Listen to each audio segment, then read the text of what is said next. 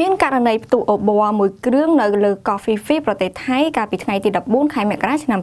2018 បើតាមការសួរនាំពីអ្នកបើកអូប័របានឲ្យដឹងថាអូប័រនោះបានដឹកអ្នកដំណើរជនជាតិបរទេសចំនួនសរុប40នាក់ធ្វើដំណើរពីកោះភូកេតដើម្បីមកទស្សនា Coffee Free និងលេងទឹកសមុទ្រលុះដល់កន្លែងកើតហេតុស្រាប់តែម៉ាស៊ីនបានឈប់ដំណើរការនិងមានផ្សែងចេញពីក្រោយម៉ាស៊ីនហើយបានឆាបឆេះយ៉ាងលឿនដោយមិនអាចគ្រប់គ្រងបានបុគ្គលិកអូប័របានស្រែកប្រាប់ឲ្យភ្ញៀវទេសចរទាំងអស់ពាក់អាវពោងការពារសុវត្ថិភាពនិងលោតចុះគ្រោះថ្នាក់នេះបណ្ដាលមកពីធ្លីប្រេងសាំងនិងបានធ្វើឲ្យមនុស្សម្នាក់បានស្លាប់និង11នាក់រងរបួសធ្ងន់ស្រាលនាងខ្ញុំស៊ីណែតពី KBN Show